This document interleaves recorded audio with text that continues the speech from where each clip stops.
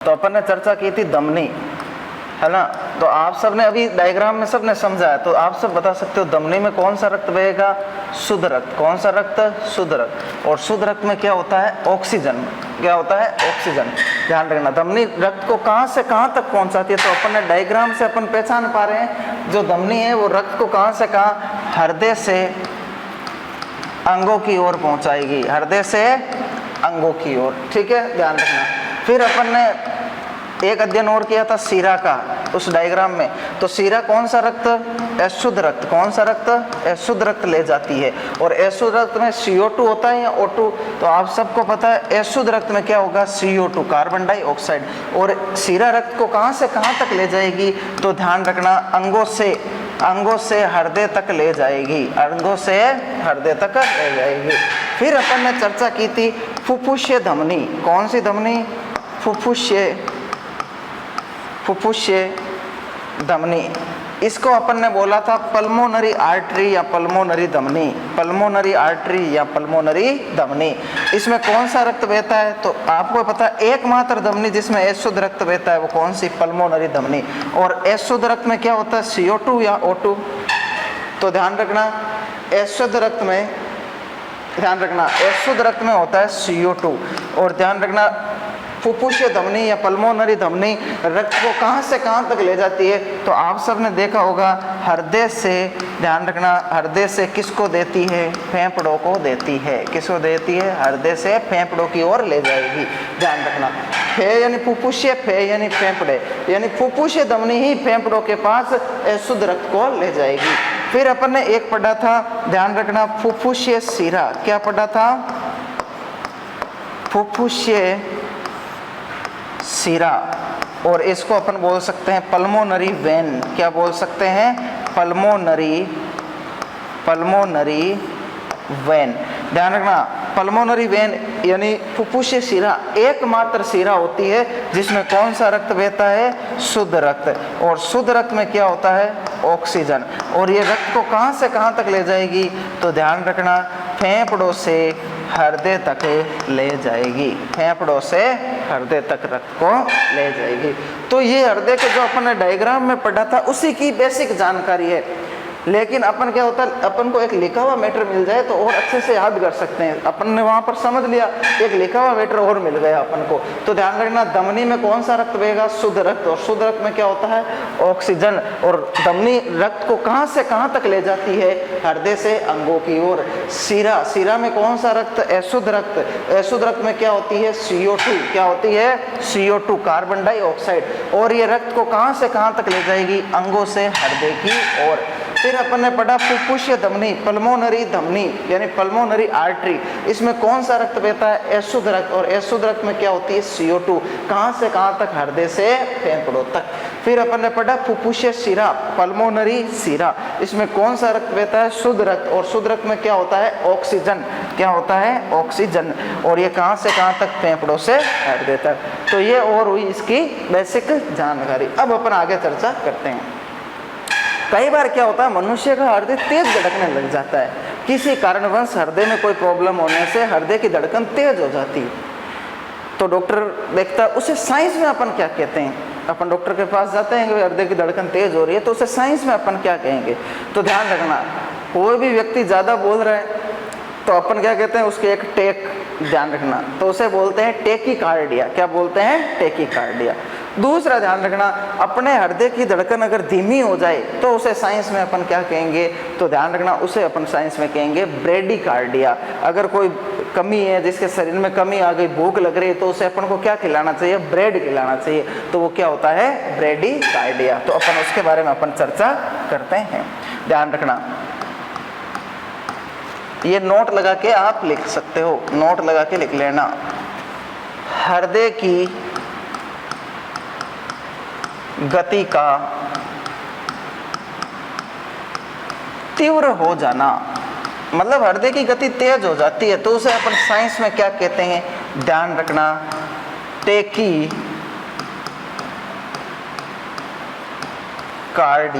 क्या बोलेंगे? टेकीकार्डिया। दूसरा अपन चर्चा करते हैं, हृदय की गति का मंद हो जाना, मंद हो जाना, उसे साइंस में अपन क्या कहते हैं? तो उसे अपन साइंस में कहेंगे ब्रेडीकार्डिया। क्या बोलेंगे? ब्रेडीकार्डिया। ओके, तो ये दो चीज हुई। बहुत आसान सी चीज है कि हृदय की गति का तीव्र हो जाना क्या कहलाता है? टेकीकार्डिया। और हृदय की गति का मंद हो जाना क्या कहलाता है? ब्रेडीकार्डिया। अब कई बार क्या होता है, अपने जो अंग है, किसी भी अंग में रक्त का प्रवाह तेज हो जाता है। रक्त का प्रवाह क्या हो जाता है? तेज। उसे क्या कहते हैं? और रक्त के प्रवाह को कम होना उसे क्या कहते हैं? तो इसको भी अपन एक नोट लगा के लिख लेंगे। और अपन क्या लिखेंगे? किसी भी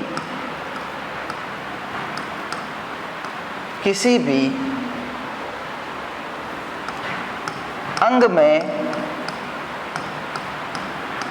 रक्त का, किसी भी अंग में रक्त का तेज हो जाना, तो उसे अपन कहते हैं हाइप्रेमिया। क्या बोलते हैं? हाइप्रेमिया। दूसरा है, किसी भी अंग में रक्त का मंद हो जाना, मंद हो जाना, उसे साइंस में अपन क्या कहते हैं? इस्कीमिया। क्या कहते हैं? इस्कीमिया। ध्यान रखना, उसे साइंस में क्या बोलेंगे? इस्कीमिया। किसी भी अंग में रक्त का मंद हो जाना तो उसे बोलते हैं इस्कीमिया। और किसी भी अंग में रक्त का तीव्र या तेज हो जाना तो उसे बोलते हैं हाइप्रेमिया। तो ये कुछ टर्म्स थी, तो ये भी अपन को याद रखनी बहुत ज़्यादा जरूरी है, क्योंकि अपन को एग्जाम में ये भी पूछ सकता है। अब अपन आगे चलते हैं और आगे चर्चा करते हैं। ध्यान रखना, अपन ने धमनी शिरा पढ़ा था और ये क्वेश्चन बहुत बार आ चुका। और एक बार अपने रेलवे में क्वेश्चन आया था कि निम्न में से कौन सी धमनी अशुद्ध रक्त ले जाती है? और ध्यान रखना, पहला ऑप्शन था धमनी, दूसरा ऑप्शन शिरा, तीसरा पल्मोनरी धमनी, चौथा महाधमनी। तो आपका आंसर राइट क्या हो जाएगा? पल्मोनरी धमनी। ओके, अब अपन आगे चर्चा करते हैं। अब ध्यान रखना, आपसे कोई पूछ ले एकमात्र धमनी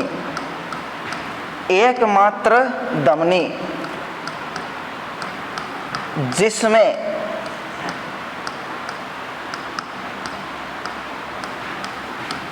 अशुद्ध रक्त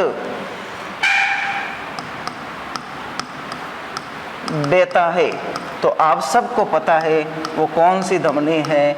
पल्मोनरी या फुफ्फुसीय धमनी। पल्मोनरी या फुफ्फुसीय धमनी। आपसे पूछ ले एकमात्र शिरा जिसमें शुद्ध रक्त बहता है, तो उसका नाम है, ध्यान रखना, पल्मोनरी शिरा, या उसे कह सकते हैं फुफ्फुसीय शिरा। आपसे पूछ ले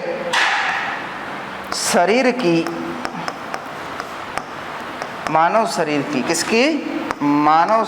की सबसे बड़ी धमनी। तो ध्यान रखना, मानव शरीर की सबसे बड़ी धमनी होती है, वो होती है उदरीय महाधमनी। कौन सी होती है?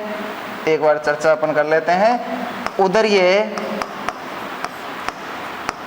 महाधमनी।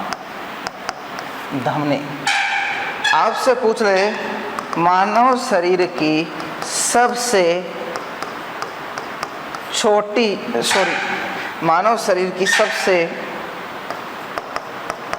बड़ी शिरा, तो ध्यान रखना वो होती है पश्च महाशिरा। शिरा। कौन सी शिरा होती है? पश्च महाशिरा। इसे बोलते हैं इंफीरियर वेना कोवा।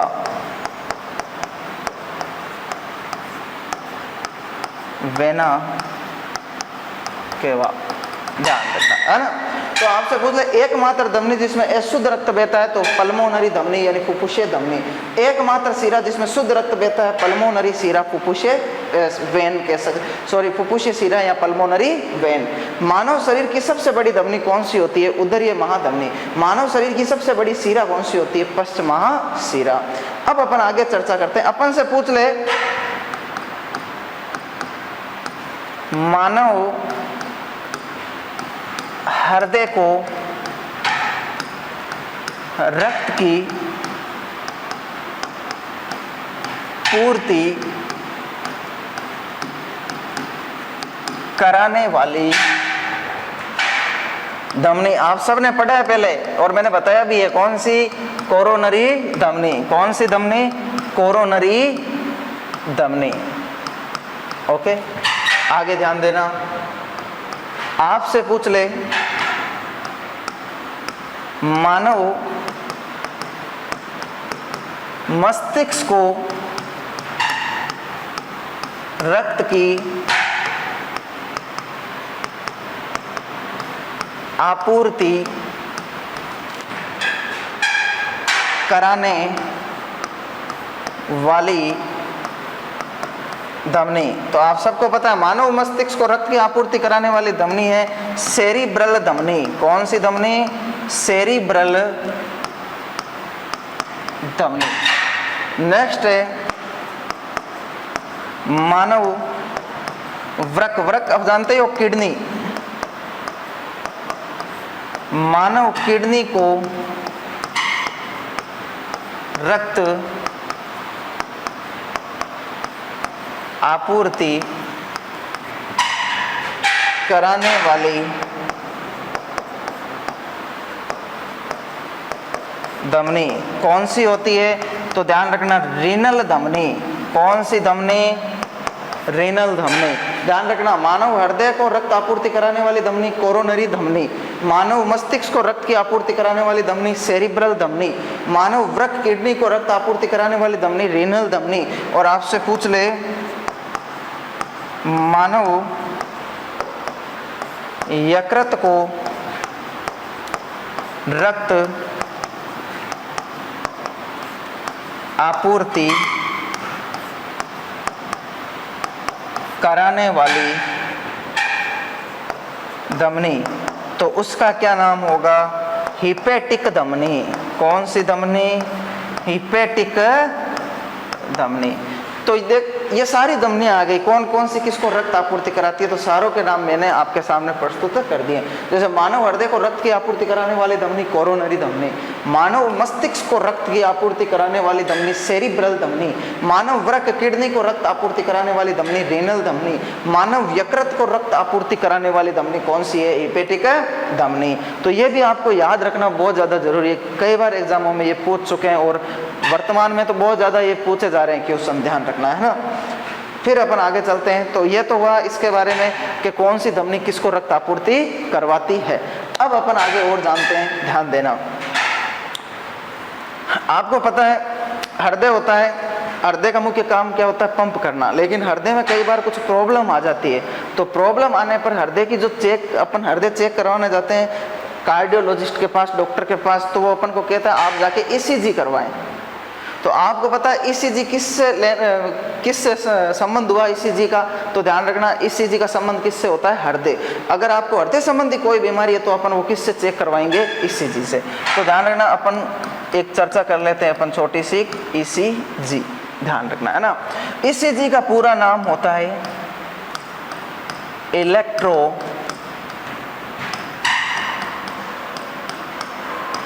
कार्डियोग्राफ। क्या नाम होता है? इलेक्ट्रोकार्डियोग्राफ। ईसीजी की खोज किसने की थी? तो ध्यान रखना इन्थोवोन ने। इन्थोवोन ने किसकी खोज की थी? ईसीजी की। और ईसीजी का पूरा नाम क्या है? इलेक्ट्रोकार्डियोग्राफ। ओके, इसमें एक ग्राफ प्राप्त होता है। आप कभी भी किसी ने अगर ईसीजी करवाई है तो उसको ईसीजी करवाने के बाद पहले तो आपको पता छोटी छोटी, जैसे आप मान लो चुंबक टाइप छोटी छोटी, वो आपके शरीर पर लगा दी जाती है हृदय के सिरे पर, इस प्रकार, है ना, ध्यान रखना। और फिर आपको जब चेक कर लिया जाता है उसके बाद आपको एक पेज पर रिपोर्ट देते हैं और वो रिपोर्ट इस प्रकार आती है आपके PQRST, इस प्रकार। अगर आपने एक पेज पर देखी होगी रिपोर्ट, इसमें क्या होता है कि जो ये लाइनें होती है ना, ध्यान रखना, ये क्या होती है कि हृदय पर कितना दाब पड़ रहा है, उस दाब को क्या करता है, अंकित करता है, ध्यान रखना। तो कई बार एग्जाम में पूछ लेता है PQRST ग्राफ किससे संबंधित है, और खूब सारे सोचते हैं ये क्या आ गया। तो ध्यान रखना, PQRST ग्राफ ईसीजी से संबंधित होता है, ध्यान रखना, है ना। फिर आप लोग ध्यान रखना, ईसीजी में जो ये ग्राफ प्राप्त होता है, इस ग्राफ का क्या नाम होता है, इलेक्ट्रोकार्डियोग्राम। ईसीजी का नाम इलेक्ट्रोकार्डियोग्राफ, है ना। इसमें जो ये सूचना प्राप्त हुई इसको क्या बोलते हैं, इलेक्ट्रोकार्डियोग्राम। और ग्राम का मतलब होता है सूचना, सूचना या रिपोर्ट, सूचना या रिपोर्ट। अब ध्यान देना, ईसीजी में होता क्या है, हृदय में उत्पन्न, हृदय में उत्पन्न, हृदय में उत्पन्न विद्युत तरंगों, हृदय में उत्पन्न विद्युत तरंगों को अंकित किया जाता है। यानी हृदय में जो उत्पन्न विद्युत तरंग है उनको नोट किया जाता है, अंकित किया जाता है। इसके आधार पर, इसके आधार पर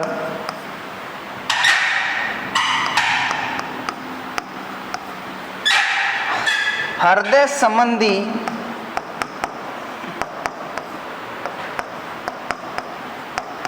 बीमारी का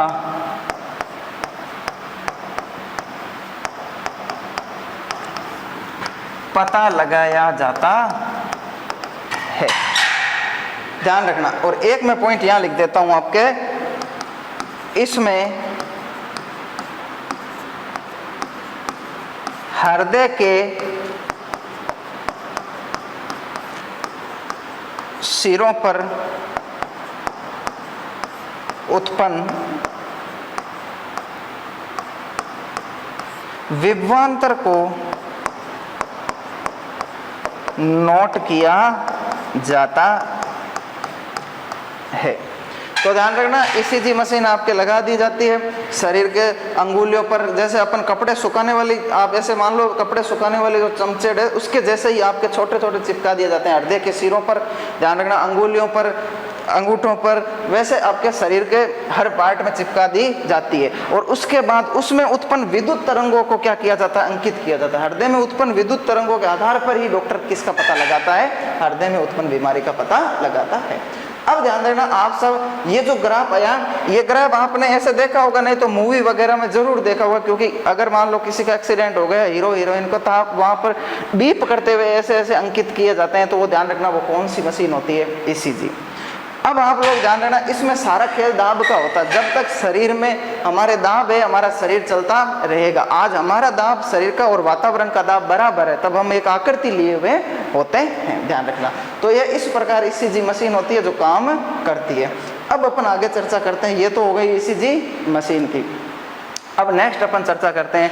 तो ध्यान रखना, हृदय से संबंधित कुछ चीजें और है जिनको भी अपन नोट किया जाता है। तो ध्यान रखना, हृदय में एक आती है जूट पकड़ने की, जूट पकड़ने की विधि। अब आप कहोगे इसका सर हृदय से क्या लेना देना हुआ? तो ध्यान रखना, आपका ब्लड प्रेशर बढ़ रहा है, यहाँ आपके हृदय धड़कन बढ़ रही है, यहाँ आपके श्वसन दर बढ़ रही है, इन सब चीजों से देखो झूठ पकड़ा जा सकता है। आपने देखा होगा झूठ बोलने वाला व्यक्ति या कोई चोरी करके आया है तो इसका हाव भाव से आपको पता चल जाता है। ध्यान रखना, उसकी श्वसन फूल, सांस फूल रही होती है, शरीर कपकपा रहा होता है, शरीर पर पसीना अधिक आ रहा होता है, तो आप आइडिया लगा लेते हो ना ये व्यक्ति चोरी करके या कुछ ना कुछ करके आया है, ध्यान रखना है ना। उसी प्रकार झूठ पकड़ने की विधि, ध्यान रखना, झूठ पकड़ने की 3 विधियां होती है। कितनी? 3। एक होती है, ध्यान रखना, आपके पॉलीग्राफ। कौन सी होती है? पॉलीग्राफ। एक होती है आपके नार्को टेस्ट, और एक आपके होती है ब्रेन मैपिंग। ब्रेन मैपिंग, ये 3 विधि। इनमें सबसे अच्छी विधि अभी ब्रेन मैपिंग है, सस्ती भी है। नार्को टेस्ट भी अच्छा है, लेकिन ये थोड़ा सा महंगा पड़ता है ना, ध्यान रखना। अब अपन लेते हैं पॉलीग्राफ। सबसे पहले पॉलीग्राफ में 4 ग्राफ बनते हैं। कितने ग्राफ बनते हैं? 4। इस ग्राफ में क्या क्या होता है? एक तो होता है हृदय धड़कन दर, एक होगा श्वसन दर, एक इसमें नोट की जाती है बीपी, और एक इसमें नोट किया जाता है तापमान। अगर किसी व्यक्ति की हृदय धड़कन बढ़ रही है तो अपन समझ सकते हैं, क्योंकि व्यक्ति जब डरेगा या कहीं ज़्यादा डर महसूस करेगा तो हृदय धड़कन भी बढ़ेगी, श्वसन दर भी बढ़ेगा, उसका ब्लड प्रेशर भी बढ़ जाएगा, और व्यक्ति का तापमान भी देखना, या तो बहुत कम हो जाएगा या बहुत अधिक हो जाएगा, ध्यान रखना। ओके, तो ये पॉलीग्राफ में होते हैं। पॉलीग्राफ में कितने ग्राफ प्राप्त होते हैं? 4। और ध्यान रखना, पॉलीग्राफ को अपन लाई डिटेक्टर भी कहते हैं। क्या कहते हैं? लाई डिटेक्टर, यानी झूठ पकड़ने वाला संकेत। ओके, अब अपन चर्चा कर लेते हैं नार्को टेस्ट की।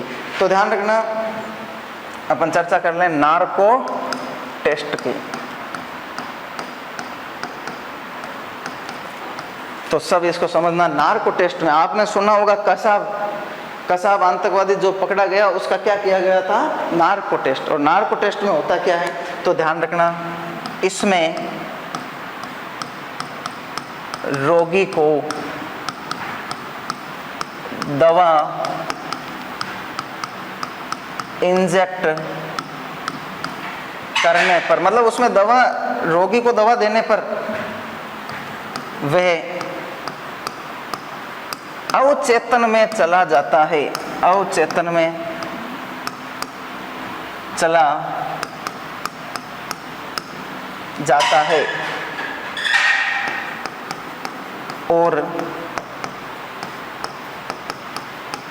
सत्य बोलने लगता है। ध्यान रखना, जैसे ही रोगी को दवा दी जाती है तो वो अवचेतन में चला जाता है। आप कहोगे सर अवचेतन क्या होता है? तो ध्यान देना, एक होती है चेतन, एक होती है अचेतन, और एक होती है अर्धचेतन या अवचेतन। चेतन होती है अपन जागृत अवस्था, अभी मैं पढ़ा रहा हूँ, आप पढ़ रहे हो, ये कौन सी अवस्था है? चेतन। ध्यान रखना, एक होती है अचेतन। अब अपन जो याद कर रहे हैं ना, जो मैं पढ़ा रहा हूँ आप याद करते हुए जा रहे हो, तो वो कौन सी अवस्था है? अचेतन। और दोनों के बीच की अवस्था कौन सी होती है? अवचेतन। जैसे याद की हुई बातों का भूल जाना, अटक जाना, हकलाना, अपन कहते हैं ना कि सर याद तो है, जीभ के नीचे याद नहीं आ रहा, वो अवचेतन में। और अवचेतन आपको अगर देखना हो तो शराब पिया हुआ व्यक्ति अवचेतन में होता है, और शराब पिया हुआ व्यक्ति सारी सत्य बातें बोलने लगता है, घर में क्या क्या हुआ सारे बताने लगता है। उसी प्रकार इसमें भी वो अवचेतन में चला जाता है और व्यक्ति क्या बोलने लगता है? सत्य बोलने लगता है। अब आपके मन में आ रहा होगा सर ये दवा कौन कौन सी होती है? तो ध्यान रखना, ये दवाओं के मैं नाम लिख रहा हूं। एक होती है सोडियम पेंटोथेल, और एक होती है सोडियम एमाइटेल। और इन दोनों दवाओं को ध्यान रखना दूध सीरम कहते हैं। क्या कहते हैं? दूध सीरम। इन दोनों दवाओं को क्या कहते हैं? दूध सीरम कहते हैं। कई बार पूछ सकता है दूध सीरम किसे कहते हैं? तो सोडियम पेंटोथेल से सोडियम एमाइटेल। ओके, अब अपन नेक्स्ट लेते हैं, लास्ट अपनी बची है ब्रेन मैपिंग। लास्ट झूठ पकड़ने की विधि कौन सी है? Brain mapping. ब्रेन मैपिंग की खोज की थी, ध्यान रखना, किसने? लॉरेंस ने। किसने की थी? लॉरेंस ने। ओके, ब्रेन मैपिंग सबसे विश्वसनीय विधि है भाई। इन विधियों में अगर आपको बोल दे सबसे विश्वसनीय विधि कौन सी है? Brain mapping. ब्रेन मैपिंग में क्या किया जाता है? तो इधर देखना भाई, सबके सब समझना। ब्रेन मैपिंग में किया जाता है, क्या किया जाता है? इसमें एक मशीन से मस्तिष्क में विद्युत तरंगों का एक मशीन से मस्तिष्क में विद्युत तरंगों का प्रवेश कराया जाता है। क्या कराया जाता है? प्रवेश कराया जाता है। मतलब एक मशीन होती है जिससे मस्तिष्क में विद्युत तरंगों का प्रवेश कराया जाता है। और जब व्यक्ति झूठ बोलता है तो उसके मस्तिष्क से उसके मस्तिष्क से एक पी वेव उत्पन्न होती है। पी वेव उत्पन्न होती है और जैसे ही ये पी वेव उत्पन्न होती है तो समझ जाते हैं कि व्यक्ति क्या बोल रहा है, झूठ बोल रहा है। तो ये होती है ब्रेन मैपिंग। ध्यान रखना, एक मशीन होती है जिससे व्यक्ति के मस्तिष्क में विद्युत तरंगों का प्रवेश कराया जाता है और जब व्यक्ति झूठ बोलता है तो उसके मस्तिष्क से एक पी वेव उत्पन्न होती है और पी वेव आती है तो समझ जाते हैं व्यक्ति क्या बोल रहा है, झूठ बोल रहा है। तो भाई ये कौन सी विधि हो गई? Brain mapping. तो झूठ पकड़ने की अपन ने 3 विधियां पढ़ी। एक कौन सी? सबसे पहले पढ़ी अपन ने कौन सी? पॉलीग्राफ। दूसरी कौन सी पढ़ी अपन ने? Narco test. और तीसरी कौन सी? Brain mapping. आगे अपन चलते हैं और आगे चर्चा करते हैं। ध्यान रखना, तो ये झूठ पकड़ने की जो झूठ पकड़ने की विधियां थी ये भी देखो हृदय से कुछ ना कुछ रिलेटिव होती है, तभी अपन ने इनकी चर्चा की। अब ध्यान रखना, एक होता है हृदय प्रत्यारोपण, हृदय ट्रांसप्लांट। कई बार क्या होता है व्यक्ति का हृदय खराब हो गया बहुत ज्यादा और व्यक्ति की कम एज है तो अपन दूसरे व्यक्ति का भी हृदय लगा सकते हैं चाहे तो, है ना।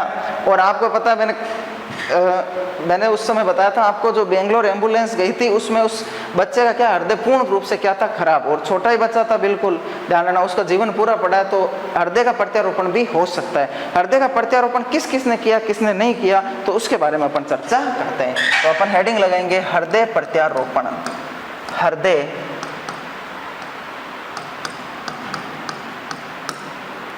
प्रत्यारोपण,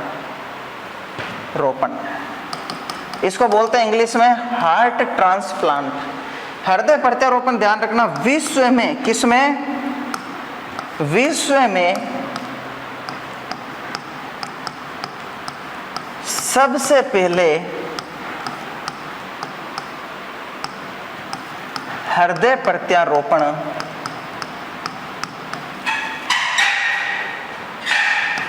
डॉक्टर क्रिश्चियन बर्नार्ड ने 3 दिसंबर 1967 ईस्वी को 3 दिसंबर 1967 ईस्वी को साउथ अफ्रीका में एक शहर है जिसका नाम है केप टाउन। अगर अपन क्रिकेट और देखते हैं तो पता है, साउथ अफ्रीका में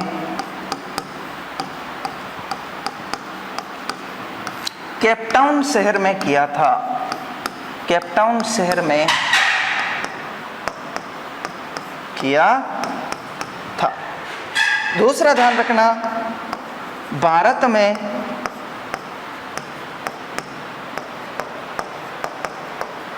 सबसे पहले हृदय प्रत्यारोपण 3 अगस्त, भारत ने डेट वही रखी, महीना थोड़ा सा पहले ले लिया, 3 अगस्त 1994 को भारत में सबसे पहले हृदय प्रत्यारोपण 3 अगस्त 1994 को डॉक्टर पी वेणुगोपाल राव ने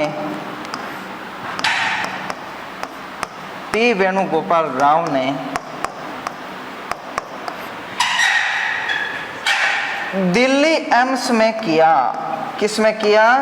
दिल्ली एम्स में। अपने जो एम्स हॉस्पिटल है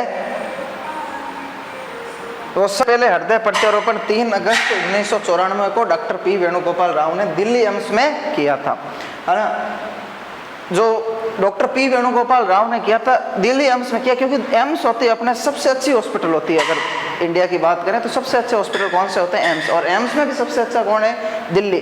तो दिल्ली एम्स पर सबसे पहले हृदय प्रत्यारोपण किसने किया? पी वेणुगोपाल राव ने। लेकिन आपकी बेसिक जानकारी के लिए बता दूं, जिस व्यक्ति का किया था उसका नाम था देवीलाल। देवीलाल था, मद्रास का व्यक्ति था, 44 वर्ष उसकी आयु थी, उसका इसने किया था। लेकिन इतना आपको नहीं पूछेगा उस व्यक्ति का नाम बताइए क्या है क्या नहीं, लेकिन आपको बेसिक जानकारी जरूर पता रखनी है। आगे अपन चलते हैं, प्रत्यारोपण की बात आगे थोड़े और प्रत्यारोपण अपन देख लेते हैं। जैसे ध्यान रखना, वृक्क, किडनी का प्रत्यारोपण कब हुआ था? तो ध्यान रखना 1954 ईस्वी में हुआ था। 1954 ईस्वी में किसने किया था? डॉक्टर थॉमस मुर्रे ने। और आपको पता, किडनी में कोई प्रॉब्लम हो जाए तो अपने रक्त को शुद्ध नहीं होता, तो रक्त का शुद्धिकरण नहीं होता। और जब रक्त का शुद्धिकरण नहीं होता तो आपके रक्त को शरीर से बाहर निकाल के मशीन से शुद्ध किया जाता है। उस मशीन का नाम क्या है? तो ध्यान रखना, उस प्रक्रिया को अपन बोलते हैं हीमोडायलाइसिस। क्या बोलते हैं? हीमोडायलाइसिस। और हीमोडायलाइसिस मशीन का भी निर्माण किसने किया था? मुर्रे ने भी किया था 1954 में। ओके, अब ध्यान रखना, एक आता है आपके यकृत। यकृत यानी लीवर। लीवर का प्रत्यारोपण, तो ध्यान रखना, लीवर का प्रत्यारोपण कब हुआ था? 1954 ईस्वी में। ध्यान रखना, किसने किया था? तो ध्यान रखना, डॉक्टर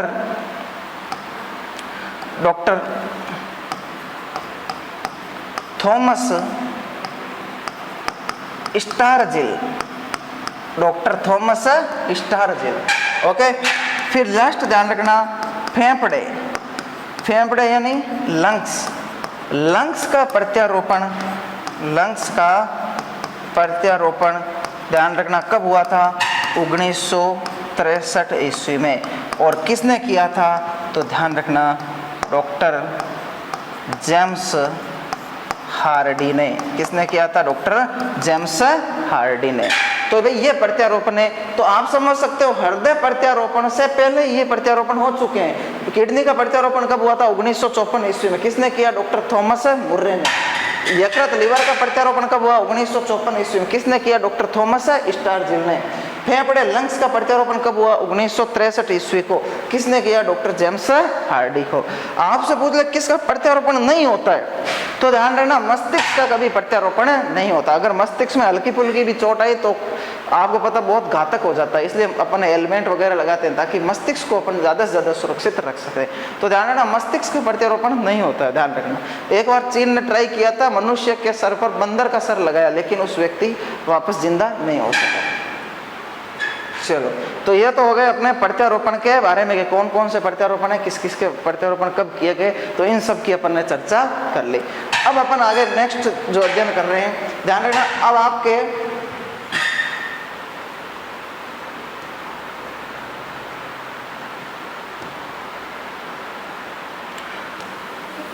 हृदय का जो भाग है, लगभग आपके हृदय का भाग क्या हो जाता है? कंप्लीट हो जाता है, ध्यान रखना है ना। अब अपन चर्चा करेंगे रक्त वाहिनियों की। किसकी चर्चा करेंगे? रक्त वाहिनियों की। 2 नंबर अपन ने हेडिंग क्या लगाई थी? रक्त वाहिनियां, ब्लड वेसल्स। 2 नंबर अपन ने हेडिंग लगाई रक्त वाहिनियां, ब्लड वेसल्स। तो अपन रक्त वाहिनियों के बारे में थोड़ी सी चर्चा कर लेते हैं, ध्यान रखना। तो रक्त वाहिनियों की चर्चा करते हैं। रक्त वाहिनियों के अध्ययन को ध्यान रखना, रक्त वाहिनियों के अध्ययन को, तो अगर मैं शुरू से लिखना चाहूं तो ऐसे भी लिख सकता हूं।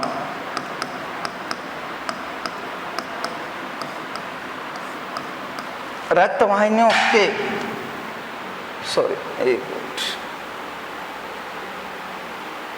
रक्त वाहिनियों के अध्ययन को, ध्यान रखना, रक्त वाहिनियों के अध्ययन को अपन अध्ययन को क्या कहते हैं? तो ध्यान रखना, एंजियोलॉजी। क्या कहते हैं? एंजियोलॉजी। शुरू में अपन ने पढ़ा था एंजियोलॉजी। ध्यान रखना, रक्त वाहिनियों के अध्ययन को क्या कहेंगे? एंजियोलॉजी, है ना। रक्त वाहिनियों में कौन आती है? आप सबको पता होता है कि जो अपने शरीर में नलियां हैं वो कौन है, धमनी और शिरा। तो रक्त वाहिनियों के अंदर कौन आएगी, धमनी और शिरा। तो रक्त वाहिनियों के अध्ययन को क्या कहते हैं, एंजियोलॉजी। कई बार एग्जाम में पूछ लेता, बताइए धमनी और शिरा के अध्ययन को क्या कहते हैं। तो ध्यान रखना, धमनी और शिरा के अध्ययन को कहते हैं सीरोलॉजी। क्या कहते हैं, सीरोलॉजी। फिर ध्यान रखना, रक्त वाहिनियों का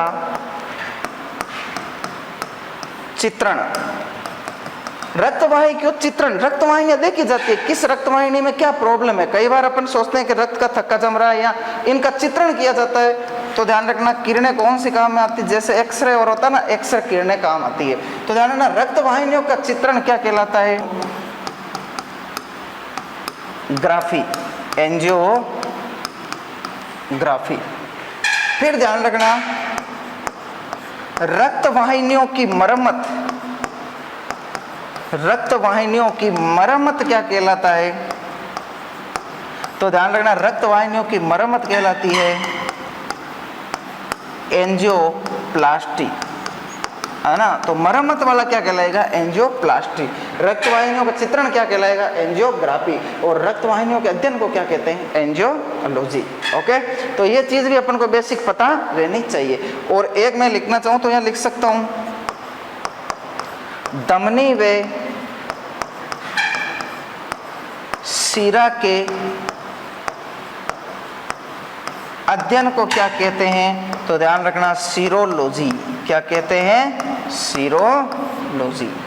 तो ये चीज आपके क्या होती है, कंप्लीट रक्तवाहिनियों की बेसिक। अब अपन धमनी और शिरा इसमें आती है रक्तवाहिनियों में, तो उनका अपन अंतर करेंगे कि धमनी और शिरा क्या है क्या नहीं। तो सबसे पहले अपन लिख देंगे इधर कौन, धमनी आर्टरी, और इधर कौन लिख देंगे, शिरा। धमनी और शिरा का अपन एक एक अंतर पढ़ेंगे कि धमनी शिरा में क्या अंतर है क्या नहीं, उनके बारे में चर्चा करेंगे। तो सबसे पहले आप लोग ध्यान देना, एक चीज हमेशा ध्यान रखना, रक्त का जो आदान प्रदान होता है वो किसके द्वारा होता है। कई बार एग्जाम में पूछ लेता, रक्त का आदान प्रदान मतलब रक्त ले रहे हैं, रक्त दे रहे हैं, वो किसके द्वारा अपन देंगे, धमनी के द्वारा या शिरा के द्वारा। तो हमेशा ध्यान देना, रक्त का आदान प्रदान हमेशा किसके द्वारा होगा, शिरा के द्वारा। इसका कारण क्या है कि शिरा के द्वारा, शिरा में शुद्ध रक्त होता है। और जब भी अपन रक्त दान करते हैं या अपने ब्लड ग्रुप चेक करने के लिए या कोई बीमारी है तो उसका टेस्ट करने के लिए रक्त निकालता है, रक्त अपन को हल्का सा काला दिखाई देता है या बैंगनी रंग का या नीला दिखाई देता है। क्यों, क्योंकि वो अशुद्ध रक्त होता है। शुद्ध रक्त का रंग कैसा होता है, लाल होता है। तो अपन इनके बारे में एक एक चर्चा करते हैं, ध्यान रखना। तो ध्यान रखना, अपन शिरा से ही रक्त क्यों लेते हैं ब्लड टेस्ट करने के लिए। तो ध्यान रखना, धमनियां हमेशा अंगों के आंतरिक भागों में होती है, बिल्कुल हड्डियों के पास होती है। धमनियां कहाँ होती है, बिल्कुल हड्डियों के पास, और शिरा कहाँ होती है, ऊपर की ओर। अब आप सोचो, ऊपर से तो आसानी से शिरा ढूंढ के, जो आपको बैंगनी कलर की दिखाई दे रही है, यहाँ फिर इनको दबाव लगा के देख के और इनसे रक्त ले लिया जाता है। धमनी को कोई ढूंढेगा थोड़ी कि धमनी कहाँ है, हड्डी के पास, ढूंढने थोड़ी बैठेगा डॉक्टर। तो इसलिए ध्यान रखना, अपन क्या करते हैं, ब्लड टेस्ट के लिए शिरा से अपन रक्त को लेते हैं। और रक्त दान करते हैं तब भी अपन किससे देते हैं, शिरा से। और अपने रक्त की कमी आ गई, रक्त लेते भी है तो भी किससे लेते हैं, शिरा से। कई बार विद्यार्थियों में बहुत कंफ्यूजन रहता है इस क्वेश्चन को लेकर। ओके, अब अपन चर्चा कर रहे हैं इसके बारे में, क्या है क्या नहीं। तो सबके सब इधर ध्यान देना और समझना। देखो भाई, धमनी होती है, ये अंगों के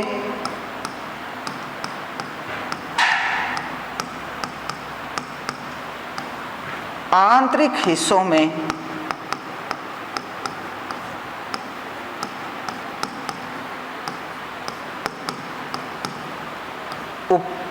आंतरिक हिस्सों में उपस्थित होती है। कौन होती है, धमनी।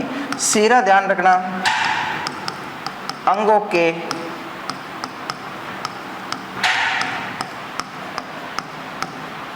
ऊपरी सतह पर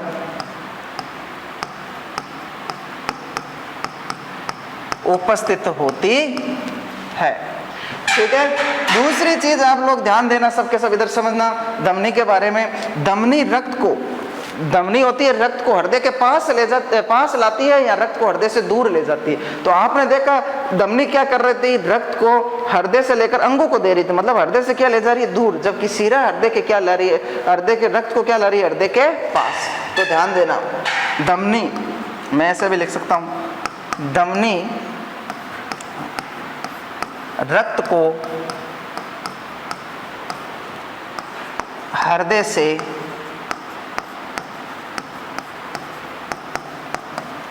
दूर ले जाती है। सीरा में लिखना, सीरा रक्त को हृदय के पास लाती है। फिर अपन ध्यान रखना, धमनी होते, धमनी में कोई कपाट नहीं होता, कोई वाल्व नहीं होता, जबकि सीरा में कपाट होते हैं। तो अपन ऐसा लिख सकते हैं, धमनी में कपाट अनुपस्थित होता है या अनुपस्थित होते हैं, जबकि सीरा में कपाट उपस्थित होते हैं। ओके, तो ये तीन अंतर हुए। अगले पेज पर अपन और देख रहे हैं, जैसे अंगों के आंतरिक हिस्सों में उपस्थित होती है कौन? धमनी। अंगों के ऊपरी सतह पर उपस्थित होती है कौन? सीरा। धमनी रक्त को हृदय से क्या ले जाती है? दूर, जबकि सीरा रक्त को हृदय के क्या लाती है? पास। धमनी कपाट क्या होते हैं? अनुपस्थित, जबकि सीरा में कपाट क्या होते हैं? उपस्थित। आगे चर्चा अपन और करते हैं। तो मैं वैसे ही लिख सकता हूं, एक साइड धमनी और एक साइड सीरा। अब ध्यान देना, धमनी की जो दीवार है, तो मैं एक तरह से लिख सकता हूं, धमनी की दीवारें चौड़ी, या मैं ऐसा भी लिख सकता हूं, धमनी की दीवारें मोटी वे गुहा सक्रिय होती है और सीरा की दीवारें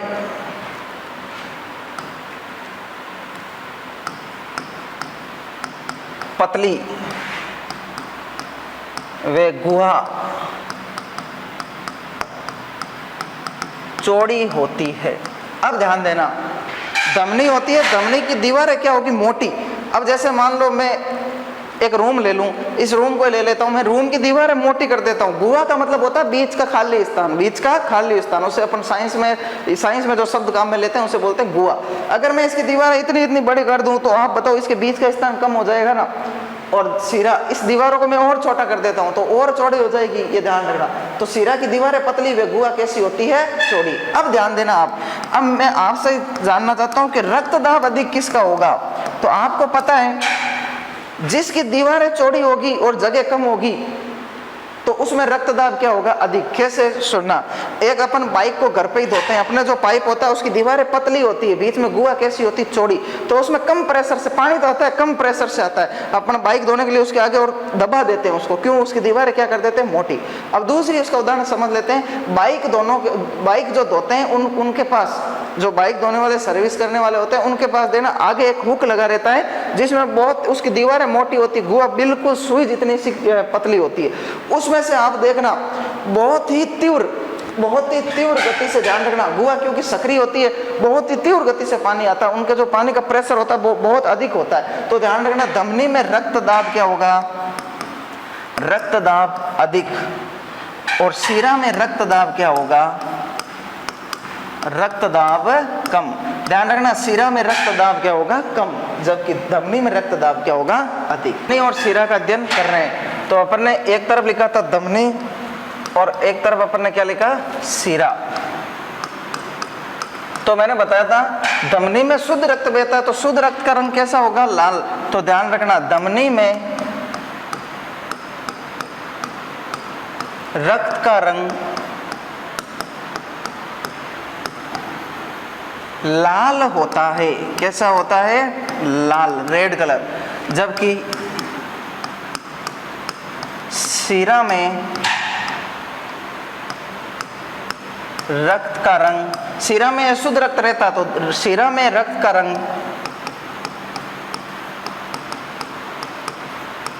बैंगनी या नीला होता है, बैंगनी या नीला होता है। फिर ध्यान रखना, धमनी में शुद्ध रक्त बहता है,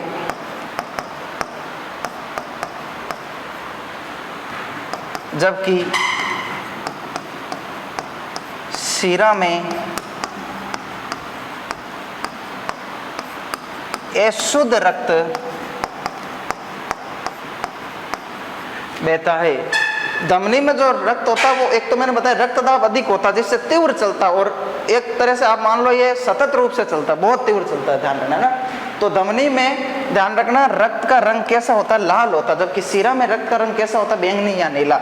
धमनी में शुद्ध रक्त बहता, जबकि शिरा में कैसा रक्त बहेगा, अशुद्ध रक्त बहता है। नेक्स्ट अपन देखते हैं, तो धमनी और शिरा के तो ये अंतर क्या हो जाते हैं, कंप्लीट। भाई ध्यान देना, धमनी और शिरा के अंतर यहाँ पर क्या हो गए, कंप्लीट, ध्यान रखना है ना। अब ध्यान रखना धमनी शिरा कहाँ पर काम में आती है, तो ध्यान रखना एक तो आप धमनी और शिरा में गड़बड़ी होने से अपन कहते हैं बीपी की गड़बड़ी हो सकती है ना। अपन कहते हैं साहब बीपी हाई हो गई, बीपी लो हो गई, तो अपन बीपी के बारे में थोड़ी सी चर्चा कर लेते हैं। ब्लड प्रेशर है ना, तो अपन कहते हैं ब्लड प्रेशर हाई हो रहा है, ब्लड प्रेशर लो हो रहा है, तो उसके बारे में अपन चर्चा करेंगे। एक चीज हमें और ध्यान रखना कि हृदय संकुचन के लिए, इससे पहले थोड़ा सा लिख लेना, हृदय संकुचन के लिए कौन कौन आवश्यक होते हैं, ध्यान रखना। हृदय संकुचन के लिए कौन कौन आवश्यक होते हैं, तो ध्यान रखना एक तो पोटेशियम, एक सोडियम और एक क्लोरीन। हृदय संकुचन के लिए कौन, हृदय संकुचन के लिए आवश्यक तत्व, आवश्यक तत्व, तो ध्यान रखना एक होता है पोटेशियम, पोटेशियम को अपन K से दर्शाते हैं, एक होता है सोडियम, सोडियम को अपन Na से दर्शाते हैं, और एक होता है क्लोरीन, क्लोरीन को अपन Cl से दर्शाते हैं। ये तीनों हृदय संकुचन के लिए बहुत ही आवश्यक होते हैं। तो अब अपन बीपी के बारे में चर्चा कर लेते हैं। तो बीपी ब्लड प्रेशर, और इसको अपन क्या बोलते हैं, रक्त दाब। हिंदी में क्या बोलेंगे अपन, रक्त दाब। तो ध्यान रखना अपन हिंदी में बोलते हैं इसको रक्त दाब। तो ब्लड प्रेशर के बारे में अपन चर्चा कर लेते हैं। तो रक्त दाब, अगर आपने कभी ना कभी ब्लड प्रेशर चेक करवाया होगा, कोई प्रॉब्लम हुई तब, तो ध्यान रखना अपन क्या करता है, एक पहले जाते एक पट्टा बांधता अपने यहाँ, ध्यान रखना है ना, पट्टा बांध के फिर उस मशीन से वो चेक करता है कि इसका बीपी का मान कितना आया, दाब चेक करता है, धमनी पर कितना दाब आ रहा है वो चेक किया जाता है रक्त दाब, ब्लड प्रेशर मशीन से, ध्यान रखना है ना। तो अपन जब जाते हैं तो इस प्रकार एक मशीन रहेगी, यहाँ पर एक वो मान बताता रहेगा, ठीक है। इससे एक तो अपने जो हाथ पर बांधा जाता है पट्टा वो जुड़ा रहता है, और एक इसमें लीवर होता है जिससे वो दाब चेक करता है, ध्यान रखना। और धमनी में जो दाब चेक किया जाता है, सॉरी अपने जो ब्लड प्रेशर में जो दाब चेक किया जाता है वो धमनी का किया जाता है। किसका किया जाता है, धमनी का। तो कई बार अपन से पूछ ले कि बताइए ब्लड प्रेशर में कौन सी धमनी से, ब्लड प्रेशर में कौन सी धमनी से बीपी मापी जाती है, तो ध्यान रखना सबसे पहले ध्यान रखना कौन सी धमनी से, तो ध्यान रखना ब्लड प्रेशर में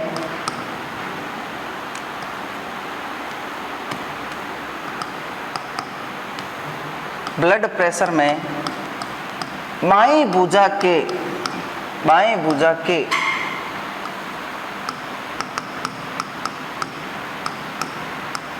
ब्रेंकियल धमनी, बाईं भुजा के ब्रेंकियल धमनी के द्वारा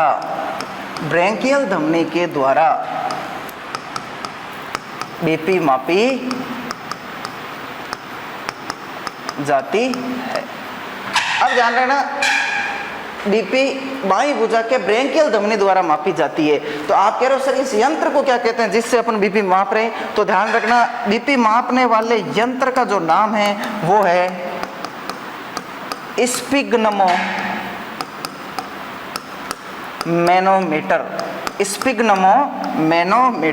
और इस यंत्र की खोज किसने की थी, ध्यान रखना स्पिग्नोमेटर की खोज किसने की थी, तो ध्यान रखना Rewa and Rocky, Rewa and Rocky. ध्यान रखना, रीवा एंड रॉकी ने अब जो नया यंत्र आ चुका बीपी मापने का, उसकी खोज किसने कर दी है? रीवा एंड रॉकी ने। और जो सबसे पहले बीपी मापी थी, जो ध्यान रखना वो मापी थी एच हेल्स, ध्यान रखना हेल्स ने। किसने मापी थी? हेल्स ने, ध्यान रखना। और हेल्स ने सबसे पहले बीपी घोड़े के अंदर मापी थी। किसके अंदर मापी थी? घोड़े के अंदर। तो ध्यान रखना, सर्वप्रथम बीपी को हेल्स ने घोड़े की मापी थी। ये भी आपको पता रहना चाहिए, कई बार एग्जाम पूछ लेता है ना। तो ध्यान रखना, बीपी, रक्त दाब, ब्लड प्रेशर, बीपी मापने के लिए बाई भुजा के ब्रेंकियल धमनी के द्वारा बीपी मापी जाती है। इसका यंत्र कौन सा? स्फिग्नोमेनोमीटर। इसकी खोज किसने की थी? रीवा एंड रॉकी ने।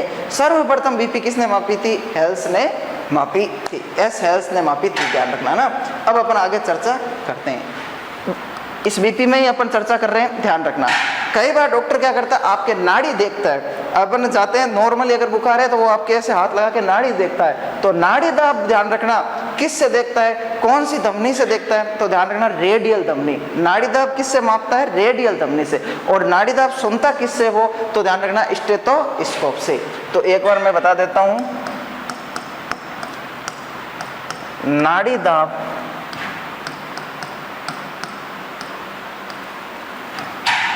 रेडियल धमनी द्वारा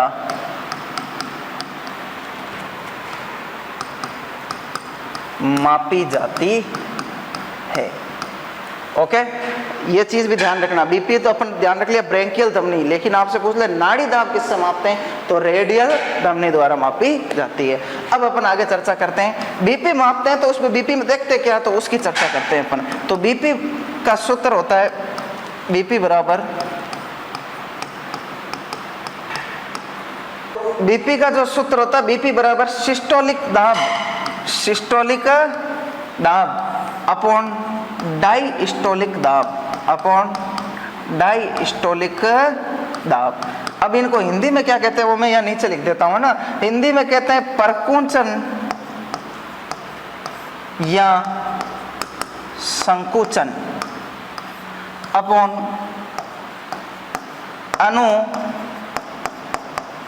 अनुशीथिलन, अनुशीथिलन। ध्यान रखना, परकुंचन संकुचन, हृदय क्या हो रहा है? जैसे धमनी पर दाब अधिक पड़ रहा है, पिचक रही है। अनुशीतलन वापस, ध्यान रखना, तो धमनी पर कितना दाब पड़ा? ऐसा नहीं धमनी पर अधिक दाब पड़े और धमनी में रक्त कहीं बीच में से पिचक गई, आगे रक्त ही नहीं जा पाए, तो व्यक्ति की क्या हो सकती है? मृत्यु हो सकती है। तो बीपी के कारण भी मृत्यु हो सकती है अगर अपन ध्यान नहीं रखे तो, ध्यान रखना। और अनुशीतलन वापस फैलना, अगर धमनी बहुत ज्यादा फैल गई, हृदय पर भी बहुत ज्यादा प्रेशर बढ़ा तो धमनी फट भी सकती है, जिससे व्यक्ति की क्या हो सकती है? मृत्यु। तो बीपी बराबर सिस्टोलिक दाब अपॉन डायस्टोलिक दाब। ये तो इसका फॉर्मूला हुआ कि प्रकुंचन या संकुचन अपॉन अनुशीतलन। लेकिन अब बीपी का मान कितना होता है तो उसकी चर्चा कर रहे हैं। तो बीपी का मान होता है, तो ध्यान रखना, बीपी का मान होता है 120 अपॉन 80 mmHg, mm मिलीमीटर। ध्यान रखना, 120 अपॉन 80 mmHg। आप कहोगे सर Hg क्या है? ये Hg, तो ध्यान रखना ये Hg होता है मरकरी या पारा, मरकरी या पारा। आपने जब वो बीपी वाली मशीन देखते हो तो उसमें ऊपर की ओर एक, जिसमें आपको मान बताता है, तो उसमें आपको ऐसा लगता है पानी है, चमकीला दिखाई दे रहा है। पानी होगा, पानी का एक गुण होता है, पानी दीवार के चिपकेगा। आप गिलास में देख लो, गिलास में पानी पियो, एक या दो बूंद तो आपको 100% चिपकी भी मिल जाएगी उसमें, ध्यान रखना है ना। तो पानी का तो ये गुण होता है क्योंकि वो चिपका हुआ रहेगा। और आप सोचो अगर इसमें एक ही बूंद चिपक गई तो मान 120 की जगह पता चला 110 आ गया, मामला गड़बड़ कर देगा ना, ध्यान रखना। तो उसमें जो आपको चमकीला दिखाई देता है उस कांच की नली में, वो पानी नहीं होता, वो क्या होता है? मरकरी या पारा होता है। हमेशा ध्यान रखना, उसमें क्या होता है? मरकरी या पारा, ध्यान रखना। और वो मरकरी या पारे का गुण होता है कि वो कभी भी दीवारों के चिपकता नहीं है, ध्यान रखना है ना। फिर आप ध्यान रखना, इसलिए इसके अंत में क्या लगता है, Hg। तो आपसे पूछ ले बीपी का मान कितना होता है, 120/80 mmHg। आजकल पूरा याद करना बहुत अनिवार्य हो गया। पहले अगर आपको इतना याद है 120/80 तो आपका काम चल जाता था। आज कंपटीशन इतना टफ हो चुका कि आपको एक एक नाम पूछेगा, वो 120/80 mmHg दे दिया तो आप मामला वहीं गड़बड़ हो जाएगा। क्यों? क्योंकि आपने यही तो मान याद किया, आगे याद किया नहीं। अब ध्यान देना सबके सब, और इधर समझना। अब आपसे पूछ ले कि कई बार क्या होता है बीपी की प्रॉब्लम हो जाए, तो बीपी की प्रॉब्लम कब होती है? बीपी की प्रॉब्लम हो जाए कई बार बहुत अपन बोलते हैं कि बीपी हाई हो गई, यहाँ बोलते हैं बीपी लो हो गई, है ना। तो उसके बारे में अपन चर्चा करते हैं। अगर बीपी का मान 140/90, 140/90, अगर बीपी का मान 140/90 से अधिक हो जाए तो हमेशा ध्यान रखना वो क्या कहलाएगी, बीपी हाई। लेकिन आपको ये कोई नहीं पूछेगा, ये तो एक आम भाषा का शब्द है बीपी हाई, ध्यान रखना। तो ध्यान रखना 140/90 से अधिक हो गया तो बीपी क्या हो जाएगी, बीपी हाई हो जाएगी। अगर बीपी का मान 140/90 से अधिक है, और उसको साइंस में क्या कहते हैं बीपी हाई को, तो ध्यान रखना हाइपर टेंशन, क्या बोलते हैं, हाइपर टेंशन। अगर बीपी का मान 110/70 से 110/70 से भी कम हो जाता है, ये एरो समझ रहे हो ना आप, इससे कम 110/70 से भी बीपी का मान कम हो जाए तो आप समझ लेना वो हो जाएगी बीपी लो। क्या हो जाएगी, बीपी लो। और इसे साइंस में क्या कहते हैं, हाइपोटेंशन। क्या कहते हैं, हाइपोटेंशन। तो भाई लोगों ये तो हुआ बीपी के बारे में, अपन ने चर्चा कर ली बीपी क्या है, कैसे मापी जाती है, कैसे नहीं, ये सारी की सारी चर्चा किस पर की, अपन ने बीपी पर की। अब अपन चर्चा करेंगे, देखो 1 नंबर अपने हृदय कंप्लीट, 2 नंबर अपने रक्तवाहिनियां कंप्लीट। तो अब थोड़ा सा एक ध्यान रखना, कई बार आपसे ये भी पूछ लेता है, एक चीज हमेशा ध्यान रखना, आपसे पूछ ले कि बताइए हृदय परकुंचन को क्या कहेंगे, सिस्टोल। देखो नाम हमारा परकुंचन, सिस्टोलिक मैंने यहाँ पे लिख दिया है, तो उसे क्या कहेंगे, सिस्टोल। हृदय अनुशीतलन को क्या कहेंगे, डायस्टोल। ये चीज आपको पता रहनी चाहिए। कई बार अपन सोचते हैं ये सर ने करवाया नहीं, लेकिन अपन करके भी अपन उसको ध्यान नहीं देते, उस चीज को पढ़ते नहीं, तो अपन को हर चीज एक ध्यान से पढ़नी है ना। अब अपन आगे चर्चा करते हैं। हृदय अपन ने कंप्लीट पढ़ लिया, रक्तवाहिनियां अपन ने कंप्लीट पढ़ ली, और अब अपन पढ़ेंगे रक्त के बारे में। अब अपना जो तीसरा पॉइंट है रक्त, ब्लड, तीसरा पॉइंट आ जाता है रक्त, ब्लड। अब सबके सब ध्यान देना, अपन रक्त में पहला ही पॉइंट पढ़ते हैं कि रक्त एक तरल संयोजी ऊतक होता है। रक्त एक क्या होता है, तरल संयोजी ऊतक। आप सबको पता है रक्त एक तरल होगा लिक्विड रूम में, और ध्यान रखना इसमें अलग अलग संयोजन होता है, आरबीसी, डब्ल्यूबीसी, प्लेटलेट्स, है ना, और अपन प्लाज्मा, इन सब का संयोजन, और इसमें खूब सारी कोशिकाएं होती है, तो कोशिकाएं मिलकर आपस में क्या बनाती है, ऊतक। तो इसलिए अपन क्या बोलते हैं, तरल संयोजी ऊतक।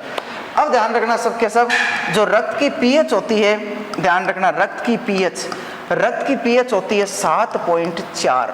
कितनी होती है, 7.4। इसका मतलब ये स्वाद में कैसा हो जाएगा, हल्का क्षारीय, हल्का क्षारीय। आपने देखा होगा पीएच स्केल होती है जिसमें एक बीच में 7, 0, 14, इधर जाते हैं क्षार होता है, इधर जाते हैं अम्ल होता है। 7 कौन रहता है, उदासीन। 7.4 अपने तो 7.4 यही पकड़ा गया, तो इधर जैसे जैसे जाएंगे ना क्षार गहरा होगा, और इधर जैसे जैसे आएंगे अम्ल गहरा होगा। तो अपने तो 7.4 यही आ गया, तो अपना कैसा होगा, हल्का क्षारीय। तो ध्यान रखना रक्त की पीएच कितनी होती है, 7.4, और रक्त का जो स्वाद होता है वो कैसा होता है, हल्का क्षारीय। यहाँ अपन कह सकते हैं रक्त की प्रकृति कैसी होती है, हल्की क्षारीय। तो ध्यान रखना रक्त की प्रकृति कैसी होगी, हल्की क्षारीय। अपन रक्त टेस्ट करते हैं तो हल्का हल्का सा आपको नमकीन टेस्ट दिखाई देगा, नमकीन स्वाद आएगा हल्का सा। अब ध्यान देना सबके सब, इधर समझना, रक्त एक तरह संयोजी ऊतक है, रक्त की पीएच कितनी है, 7.4, ये प्रकृति कैसी होती है, हल्का क्षारीय।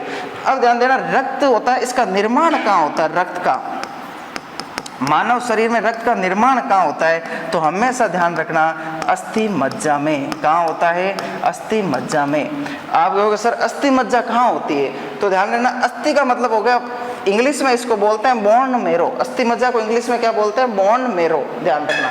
तो ये अपने मान लो अस्थि है ना, अस्थि को अगर अपन यहाँ से काट दें तो ये गोल सिरा आएगा, इसके अंदर जो पदार्थ होता है गाढ़ा गाढ़ा, ध्यान रखना गाढ़ा से जो पदार्थ दिखाई देता है वो कौन होता है, अस्थि मज्जा। कौन होता है, अस्थि मज्जा, बोन मेरो। ओके, लेकिन भ्रूणा अवस्था में रक्त का निर्माण कहाँ होता है, जब माँ के गर्भ में बच्चा रहता तब जो उस रक्त का होता है, इसका निर्माण कहाँ से होता है, तो ध्यान रखना माँ के गर्भ में जो रक्त का निर्माण होता है, माँ के गर्भ में जो बच्चा है उसमें रक्त का निर्माण होता है, ध्यान रखना वो होता है यकृत में। कहाँ होता है, यकृत में। यकृत यानी लीवर, कहाँ पर होगा, लीवर में।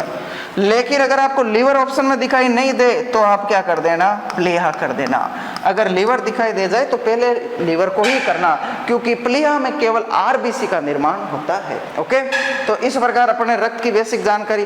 फिर आपसे पूछ ले, मानव शरीर में, मानव शरीर में, मानव शरीर में रक्त की मात्रा, तो एक स्वस्थ मनुष्य में रक्त की मात्रा कितनी होगी, 5 से 6 लीटर होगा भाई। रक्त कितना होगा, 5 से 6 लीटर। आगे अपन चलते हैं, ध्यान देना। रक्त द्वारा शरीर का बनाया गया भाग, रक्त द्वारा शरीर का बनाया गया भाग कितना होता है, तो ध्यान रखना 7 से 9%, या अपन कह सकते हैं 8 से 9, और लगभग पूछ ले तो ध्यान रखना 7%। अपने जैसे संपूर्ण शरीर का जो रक्त भाग बनाएगा वो लगभग कितना होगा, 7%। जैसे अपन कह सकते हैं कि एक मनुष्य 50 किलो का है, तो अपन अगर मान लो इसको बेसिक जानकारी आसान करना चाहे तो 10% निकालते हैं, तो अपन लगभग 5 किलो जो वजन आएगा वो किसका होगा, रक्त का होगा। फिर ध्यान रखना रक्त निर्माण की क्रिया को, रक्त निर्माण की क्रिया, अपने जो अस्थि मज्जा में रक्त निर्माण हो रहा है, इस निर्माण की क्रिया को साइंस में क्या कहते हैं, तो ध्यान रखना रक्त निर्माण की क्रिया को कहते हैं हीमोपोइसिस।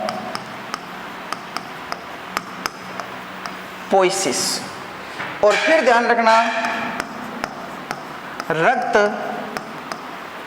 विघटन की क्रिया, मतलब रक्त जो टूटता है ना, रक्त विघटन की क्रिया को क्या कहते हैं, तो आप लोग जरूर ध्यान रखना हीमोलाइसिस। क्या कहते हैं, हीमोलाइसिस। ओके, अब ध्यान देना, ये तो हुई रक्त की बेसिक जानकारी, भाई रक्त में क्या है क्या नहीं, रक्त निर्माण की क्रिया को क्या कहते हैं, रक्त विघटन, रक्त टूटता है उसको क्या कहते हैं, ये सब ध्यान रखना। अब अपन पढ़ेंगे रक्त में कौन कौन से अवयव होते हैं, कौन कौन से घटक होते हैं, उन सब की अपन चर्चा करेंगे, ध्यान रखना। तो अपन आगे लेते हैं और अब अपन देखते हैं रक्त के एक चार्ट टाइप बनाएंगे अपन, तो उस पर अपन चर्चा करेंगे रक्त अम्ल। तो ध्यान रखना सबके सब, रक्त में एक द्रव्य भाग होता है, वो कौन सा होता है, प्लाज्मा। और रक्त में एक भाग होता है ठोस, कौन सा होता है, रक्त का एक भाग होता है ठोस। आप कहोगे सर रक्त में कोई ठोस भाग होता है क्या, रक्त तो अपने तरल है एक तरह से, लेकिन जैसे अपन पानी के अंदर मिट्टी डालते हैं छोटे छोटे अपन को कण दिखाई दे, वो कण कैसे होते हैं, ठोस। उसी प्रकार आरबीसी, डब्ल्यूबीसी ये छोटे छोटे कणों के रूप में दिखाई देते हैं और ये ठोस होती है, इसलिए रक्त में भी ठोस भाग पाया जाता है। ध्यान रखना रक्त अपने आप में 100% है, तो रक्त का प्लाज्मा होता है, ध्यान रखना वो कितने परसेंट होता है, 55%। कितने परसेंट, 55। और ठोस भाग कितने परसेंट होता है रक्त का, 45%। कितना परसेंट, 45। तो ध्यान रखना रक्त में प्लाज्मा कितने परसेंट, 55, और ठोस भाग कितने परसेंट, 45%। प्लाज्मा में भी ध्यान रखना 90 से 92% जल होता है भाई, कौन होता है, जल। प्लाज्मा ध्यान रखना एक गाढ़ा द्रव्य होता है, हल्के पीले रंग का गाढ़ा द्रव्य होता है रक्त में, तब वो कौन होता है, प्लाज्मा। दूसरा ध्यान रखना इसमें 7% ध्यान रखना प्रोटीन होती है, कौन होती है, प्रोटीन। ध्यान रखना प्लाज्मा में 7% कौन होगी, प्रोटीन। और ध्यान रखना 1% होते हैं अन्य, कौन होते हैं, अन्य। जैसे 1% में कौन कौन आते हैं, खनिज तत्व, विटामिन, ठीक है, खनिज तत्व, विटामिन,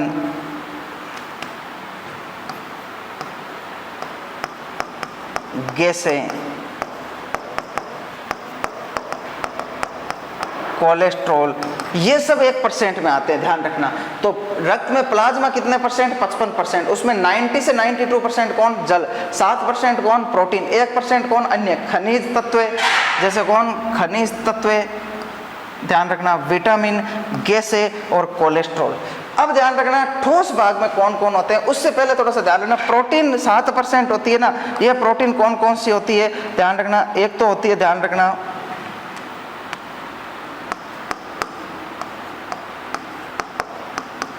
एल्बुमिन, एक होती है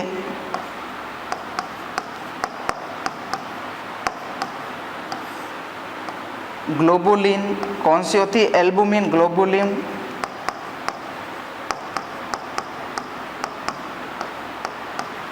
प्रोथ्रोम्बिन,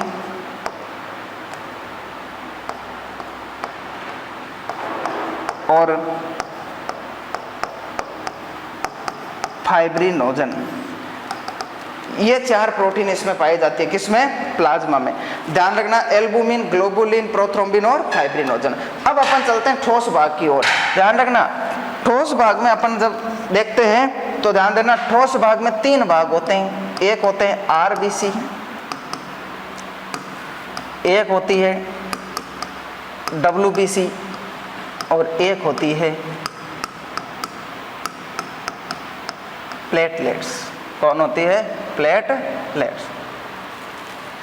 अब ध्यान देना, आरबीसी लाल रक्त कणिका, हिंदी में बोलते हैं लाल रक्त कणिका, इंग्लिश में बोलेंगे रेड ब्लड सेल या रेड ब्लड कॉर्पोसेल्स। डब्ल्यूबीसी श्वेत रक्त कणिका, व्हाइट ब्लड कॉर्पोसेल्स और प्लेटलेट्स। ध्यान रखना, आरबीसी को अपन साइंस में बोलते हैं इरिथ्रोसाइट। क्या बोलते हैं? इरिथ्रोसाइट। देखो भाई, इरिथ्रो का मतलब होता है लाल, या एरिथ्रो कह दो, एरिथ्रो का मतलब होता है लाल। तो इरिथ्रो या एरिथ्रोसाइट किसको बोलते हैं? आरबीसी को। ल्यूको का मतलब होता है सफेद, इसलिए डब्ल्यूबीसी को बोलते हैं ल्यूकोसाइट। क्या बोलते हैं? ल्यूकोसाइट। और प्लेटलेट्स को अपन बोलते हैं, ध्यान रखना, प्लेटलेट्स किसका शब्द है? इंग्लिश का, और इसका नाम क्या होता है प्लेटलेट्स का? तो ध्यान रखना, प्लेटलेट्स को अपन बोलते हैं बिंबाणु। क्या बोलते हैं? बिंबाणु। ध्यान रखना, तो इरिथ्रोसाइट, ल्यूकोसाइट, प्लेटलेट्स, हिंदी में नाम क्या हो गया? बिंबाणु। लेकिन इसका साइंस का नाम अपन को, क्योंकि अपन साइंस के ही लिख रहे हैं, हिंदी में लिख नहीं रहे हैं, तो साइंस का नाम इसका होता है थ्रोम्बोसाइट। और थ्रोम्बो का मतलब होता है थक्का बनना। क्या बनना? थक्का। तो इसका साइंस में क्या नाम हो गया? थ्रोम्बोसाइट। आरबीसी, ध्यान रखना, आरबीसी का काम क्या होता है? रक्त का परिवहन करना। डब्ल्यूबीसी का काम क्या होता है? तो डब्ल्यूबीसी का आप लोग काम ध्यान रखना,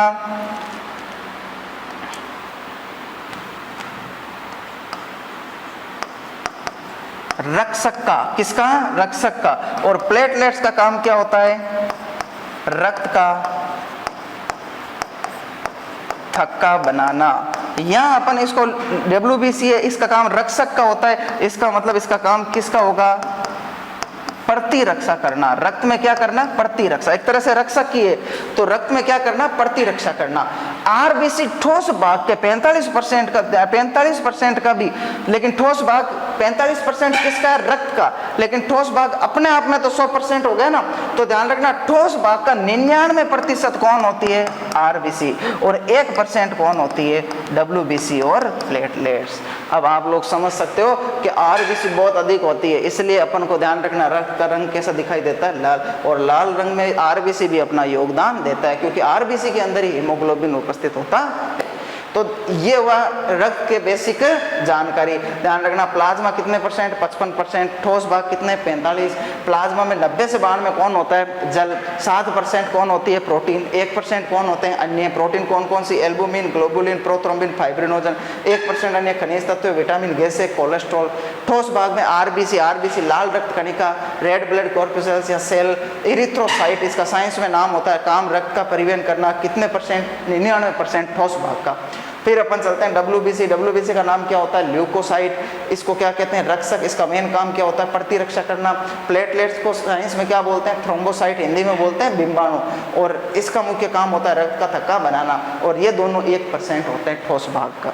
तो ये चीज़ अपन ने देख लिए ना, रक्त के चार्ट के रूप में अपन ने समझ लिया। एक थोड़ा सा ध्यान देना, 7% जो प्रोटीन है इसमें एल्बुमिन होता है ना, एल्बुमिन का काम होता है, ध्यान रखना, रक्त के परासरण दाब को नियंत्रण करना। रक्त के परासरण दाब को नियंत्रण कौन करेगा? एल्बुमिन। ग्लोबुलिन होता है, इसका काम होता है रक्त में प्रतिरक्षा करना। और प्रोथ्रोम्बिन व फाइब्रिनोजन रक्त का थक्का बनाता है। ध्यान रखना, प्रोटीन का भी 4.2% कौन होता है? एल्बुमिन। और 2.2% कौन होता है? ग्लोबुलिन। कई बार इनका अनुपात पूछ लेता तो लगभग 2:1। ओके, अब अपन आगे चर्चा करते हैं। अब ध्यान रखना, अपन सबसे पहले ले लेते हैं, देखो प्लाज्मा तो उधर ही कंप्लीट हो गया, प्लाज्मा उतना ही है जितना अपन ने पढ़ा है वो सब प्लाज्मा का कंप्लीट है। अब अपन ले लेते हैं सबसे पहले आरबीसी।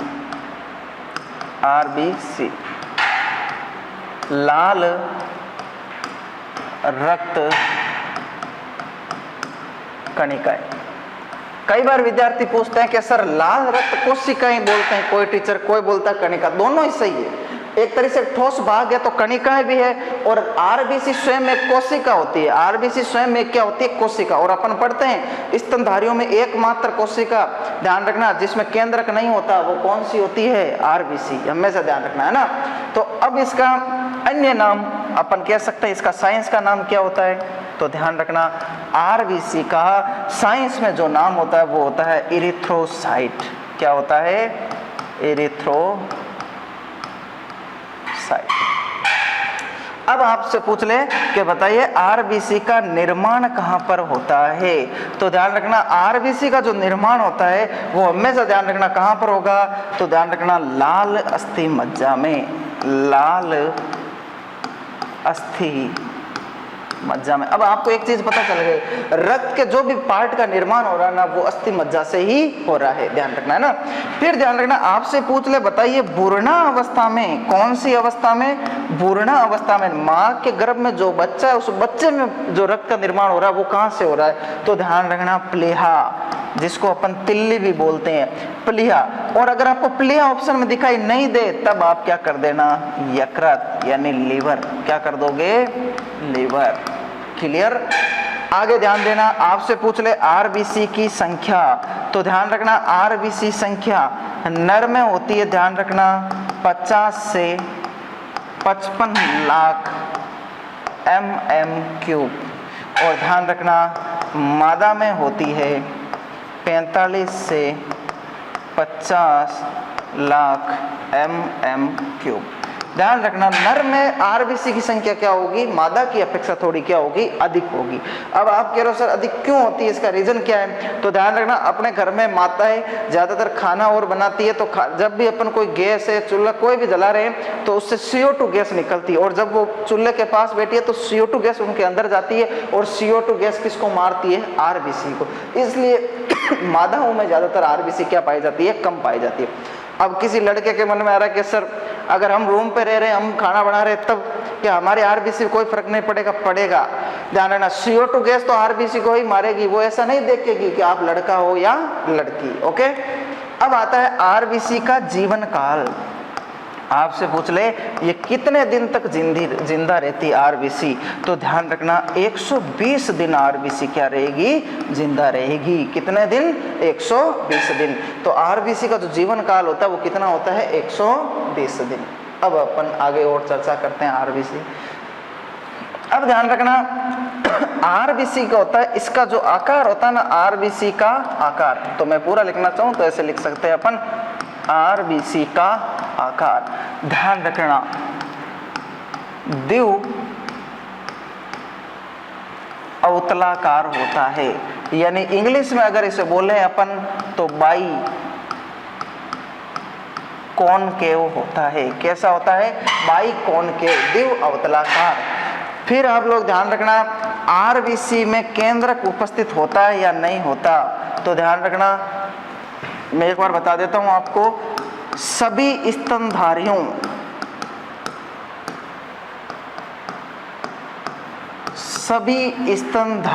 की आरबीसी में केंद्रक अनुपस्थित होता है। केंद्रक क्या होता है? अनुपस्थित। लेकिन अपवाद हर जगह होते हैं, उसी प्रकार हमारे स्तनधारियों में भी अपवाद है। और वो अपवाद कौन है? ध्यान रखना, ऊंट व लामा। ऊंट व लामा में ध्यान रखना, आरबीसी में केंद्रक क्या होता है? उपस्थित होता है। उपस्थित होता है। ध्यान रखना, सभी स्तनधारियों की आरबीसी में केंद्रक क्या होता है? अनुपस्थित। ध्यान रखना, मैंने बताया था जैसे अपन दादा होता है ना, अपने दादा को कंट्रोल कौन करती है? दादी करती है ना। उसी प्रकार कोशिका को कंट्रोल कौन करता है? केंद्रक। लेकिन इसके तो दादी नहीं है, मतलब बिना ब्याह का ये ध्यान रखना। तो सभी स्तनधारियों की आरबीसी में केंद्रक क्या होता है? अनुपस्थित। लेकिन अपवाद के रूप में ऊंट व लामा में केंद्रक क्या होता है? उपस्थित होता है। अब ध्यान रखना, प्रतिदिन 1% आरबीसी नष्ट होती है। वे 1% आरबीसी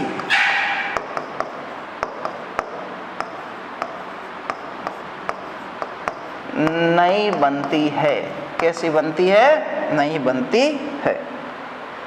अब आगे ध्यान देना सबके सब, तो हमेशा ध्यान रखना, रोजाना प्रतिदिन 1% आरबीसी मरेगी, 1% आरबीसी नहीं बनेगी। आप समझ सकते हो कितने करोड़ों आरबीसी आपके अंदर मर रही है और कितनी वापस बन रही है। ध्यान रखना है ना। तो कई बार अपन रिपोर्ट चेक कराते हैं, आरबीसी कम आ गई, अपन डर जाते हैं कि यार क्या हो गया क्या नहीं। आरबीसी बिल्कुल कम, डरना नहीं है। क्यों?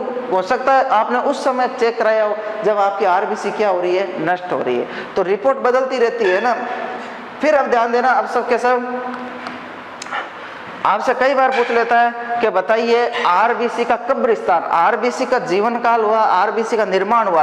अपन मनुष्य का भी निर्माण होता है, लेकिन अपन मनुष्य की मृत्यु होने के बाद अपन कहाँ जाते हैं? शमशान घाट या कब्रिस्तान। तो आपसे पूछ ले बताइए आरबीसी का कब्रिस्तान, तो कई बार पूछ लेता आपको, तो उसके बारे में अपन चर्चा कर लेते हैं। आरबीसी का कब्रिस्तान आपसे पूछ ले शरीर का